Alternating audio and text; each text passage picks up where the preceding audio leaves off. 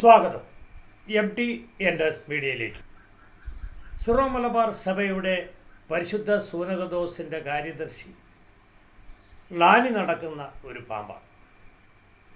ഈ പാമ്പിൻ്റെ ചില സവിശേഷതകൾ നാം ശ്രദ്ധിക്കേണ്ടതുണ്ട്. വാചാലനാണ്, പരിണിതപ്രജ്ഞനാണ് എന്ന ഭാവഹാവാദികളോടെ നടക്കുന്നു, സൗന്ദര്യധാമവുമാണ്. ഇദ്ദേഹത്തിൻ്റെ തന്നെ ഭാഷ്യം കടമെടുത്താൽ ഉൽപ്പത്തി പുസ്തകത്തിൻ്റെ 3-ാം അധ്യായത്തിൽ സർപ്പം എന്ന് പര്യായമുള്ള ഈ പാമ്പ് കൗശലക്കാരനാണത്രേ. മാത്രവുമല്ല, ആദത്തേക്കാൾ സൗന്ദര്യമുള്ളവനായിരുന്നു ഈ പാമ്പ് എന്ന് അദ്ദേഹം പറയുന്നു. അതുകൊണ്ടാണ് ഹൗവയെ വഴിതെറ്റിക്കാൻ അതിന് കഴിഞ്ഞത്. ഇന്നും സഭയിൽ അനേകരെ വിശ്വാസ സമൂഹത്തെ വഴിതെറ്റിക്കാൻ ശ്രമിക്കുന്ന ഈ പാമ്പിൻ്റെ കൗശല പ്രയോഗങ്ങളെക്കുറിച്ച് നാം തിരിച്ചറിയേണ്ടതുണ്ട്. ഇടയ്ക്കൊക്കെ ഇദ്ദേഹം സഭാവിശ്വാസികളെ യൂദാസുകൾ എന്ന് സംബോധന ചെയ്യാറുണ്ട്. യൂദാസ് ഒറ്റ തവണയെ ഈശോയെ ഒറ്റിക്കൊടുത്തിട്ടുള്ളൂ. അതൊരു തിന്മയായിരുന്നെങ്കിലും ആ തിന്മയെ നന്മയാക്കി മാറ്റാൻ കഴിയുന്ന ഈശോ സർവ്വലോക രക്ഷയ്ക്ക് ഒരു കാരണമായി അത് സ്വീകരിച്ചു. യൂദാസിൻ്റെ ചുംബനത്തിലൂടെ ഒറ്റിക്കൊടുക്കപ്പെട്ട ഈശോ പാടുപീഡകൾ സഹിച്ച് കുരിശിൽ ജീവൻ ബലിയർപ്പിച്ച് മാനവകുലത്തിൻ്റെ രക്ഷ സാധ്യതമാക്കിയെടുത്തു. അതോടുകൂടി യൂദാസ് അവസാനിക്കുകയും ചെയ്തു. ഒറ്റ തവണയെ യൂദാസിനെ ചതിക്കാൻ കഴിഞ്ഞുള്ളൂ എങ്കിൽ ഈ സർപ്പം ആരംഭകാലം മുതൽ ഇന്നും അനസ്യൂതം തൻ്റെ ചതിവ് പ്രയോഗങ്ങൾ നടത്തിക്കൊണ്ടിരിക്കുകയാണ്. വെളിപാട് പുസ്തകത്തിൻ്റെ 12-ലാണെങ്കിൽ രക്ഷയെ നശിപ്പിക്കാൻ വേണ്ടി ഈ സർപ്പം അക്ഷീണം എത്തിക്കുന്നത് നമുക്ക് കാണാൻ പറ്റും. പുരാതന സർപ്പമെന്നാണ് ഈ ചുവന്ന സർപ്പത്തെ വിളിക്കുന്നത്.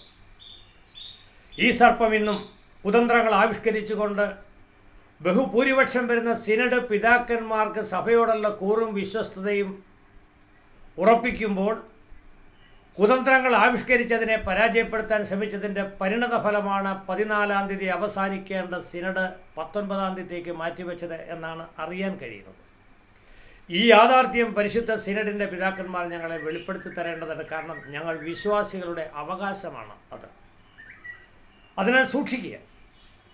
ഈ സർപ്പം വീണ്ടും വീണ്ടും നിരന്തര കർമ്മനിരനായിരിക്കുന്നത് കൊണ്ട് കുഴിയിലേക്ക് നമ്മെ ചാടിക്കാൻ വഴികളൊരുക്കും. ഏതോ ഒരു മുൻകാലത്ത് മെത്രാനാകാൻ പറ്റാത്തൊരു പ്രൊഫസർ അദ്ദേഹത്തെ പഠിപ്പിച്ചു എന്നുള്ളതാണ് ഈ വിധേയത്വത്തിന് കാരണം എന്ന് കരുതണം. അതുകൊണ്ട് സൂക്ഷിക്കുക. ഈ പരിപാടികളുമായി ഈ പാമ്പ് ഇനിയും മുന്നോട്ട് പോയാൽ ഞങ്ങൾ ആസ്ഥാനത്തിൽ അതേ കണ്ണൂർ ജില്ലയുടെ സമുദ്രതീരത്തെ വിശാലമായ കൊട്ടാരത്തിൻ്റെ പടിക്കൽ നിരാഹാരവ്രതം എടുക്കേണ്ട അവസ്ഥയിലേക്ക് ഞങ്ങളെ കൊണ്ടെത്തിക്കും. ആ കാര്യം അങ്ങയുടെ ശ്രദ്ധയിൽപ്പെടുത്തുവാനാണ് ഞങ്ങൾ ഈ അവസരം വിനിയോഗിക്കുന്നത്.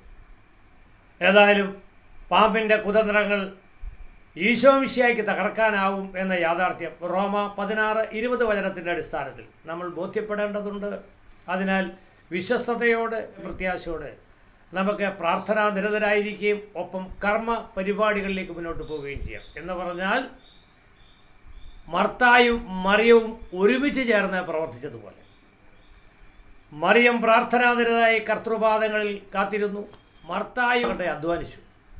ഈ രണ്ട് സ്വഭാവ സവിശേഷതകളും സമന്വയിക്കപ്പെടുമ്പോഴാണ് ഒരു കാര്യം അതിൻ്റെ പൂർണ്ണതയിൽ നിർവഹിക്കപ്പെടാൻ സാധിക്കുകയുള്ളൂ. അതിനാൽ വിശ്വാസ സമൂഹമേ, പ്രാർത്ഥനാപൂർവ്വം നമുക്ക് കർമ്മ നിരതരായിരിക്കാം സർപ്പത്തിൻ്റെ തല തകർക്കുന്നതിലേക്ക് വേണ്ടി. അതിനേവരെയും ഈശോമിശിഹ അനുഗ്രഹിക്കട്ടെ. അവിടുന്ന് ആ കർമ്മം നിർവഹിക്കുക തന്നെ ചെയ്യും എന്ന പ്രത്യാശയോട് സ്നേഹബുദ്ധിയ വിരമിക്കട്ടെ. നന്ദി, നമസ്കാരം.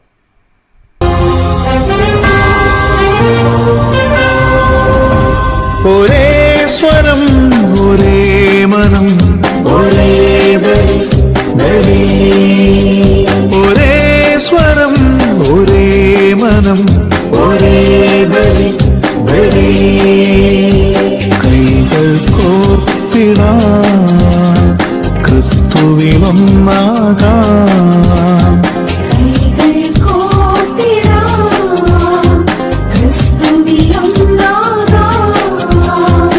അനുരഞ്ജിതരാകാം, സഭയോടൊന്നാകാം.